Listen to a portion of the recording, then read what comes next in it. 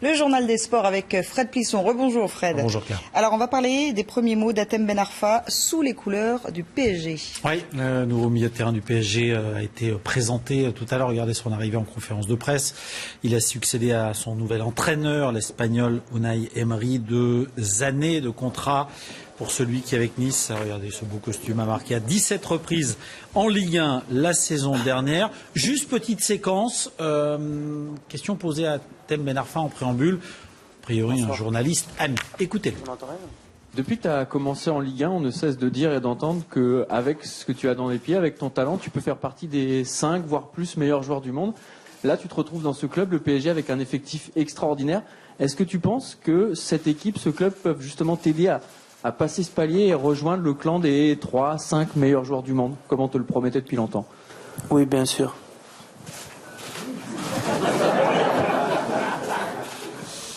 Voilà, fin de la conférence. Non, je plaisante, évidemment. Fin de la conférence de presse d'Hatem Ben Arfa. Réponse en 3 mots. La question était un peu ridicule. En tout cas, ça prouve qu'Hatem Ben Arfa a de l'humour. On va l'écouter un peu plus sérieusement, cette fois-ci, sur son bonheur d'être enfin au Paris Saint-Germain, le club dont il a finalement toujours rêvé. Écoutez-le.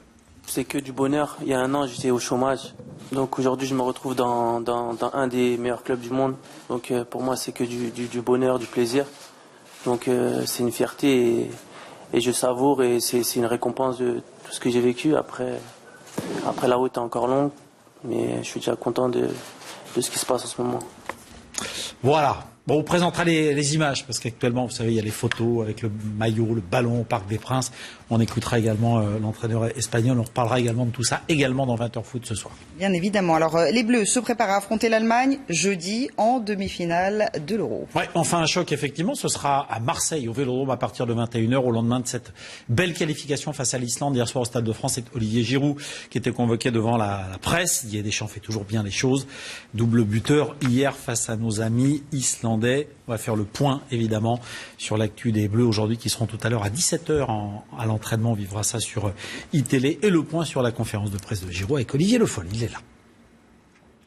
La statistique est impitoyable. Les Bleus n'ont pas battu la Nationalmannschaft dans un tournoi majeur depuis le mondial suédois de 1958. France-Allemagne, c'est une affiche particulière qui rappelle des souvenirs parfois douloureux en Coupe du Monde, particulièrement celui de Séville en 82, mais aussi au Mexique en 86 ou encore l'élimination en quart de finale lors du mondial brésilien de 2014. Jeudi, la France accueillera en demi-finale de son Euro à Marseille les champions du monde allemand. Pour autant, pas question de faire un complexe d'infériorité.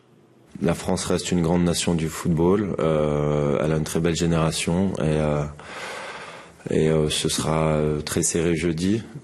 Comptez sur nous. Afin de préparer au mieux cette finale avant l'heure, les Bleus vont d'abord axer leur journée sur la récupération avec une séance très légère à 17h. Il faudra ensuite remettre le bleu de chauffe avec 2 entraînements à huis clos demain et mercredi. Toute la question est de savoir ce que va préparer Didier Deschamps. Va-t-il reconduire son 4-2-3-1 très offensif que l'on a vu lors de la deuxième mi-temps face à la République d'Irlande et qui nous a emballé lors du match face à l'Islande? Ou alors reviendra-t-il à son 4-3-3 avec N'Golo Kanté de retour de suspension en sentinelle, histoire de sécuriser un petit peu plus le milieu de terrain? Réponse dans les heures, dans les jours qui viennent. Merci Olivier Le Foll. Jean-Laurent Costantini à Clairefontaine pour iTélé. Entraînement tout à l'heure, on l'a dit, à 17h. On va écouter quelques instants Olivier Giroud, adoubé par le public français, notamment après le doublé d'hier soir en quart de finale face à l'Islande. Lui qui, sur les matchs de préparation, avait été sifflé par ses propres supporters. Écoutez-le. Oui, c'est toujours agréable d'être ovationné, comme vous l'avez dit. Maintenant, encore une fois, aucune revanche par rapport à ce qui s'est passé dans le passé. Voilà, je pense avoir la bonne attitude sur le terrain, c'est le principal et je donne le maximum pour l'équipe. Karim est un joueur de la sélection de l'équipe de France. Voilà, il sera amené à revenir. J'ai aucun souci avec lui. Voilà, mise au point importante également sur le cas Karim Benzema. Ça c'est dit et c'est important également. Regardez les images du dernier entraînement de notre adversaire en demi-finale. Les Allemands que nous n'avons jamais joué en phase finale de l'Euro et pourtant en Coupe du Monde. Hein, les défaites en demi en 82, 86 et ce quart perdu il y a 2 ans avec la tête d'Hummels. C'était la Coupe du Monde au Brésil. Hummels d'ailleurs qui sera suspendu. C'est un problème pour la défense allemande, privée également de Mario Gomez, blessé contre l'Italie, blessé également contre l'Italie.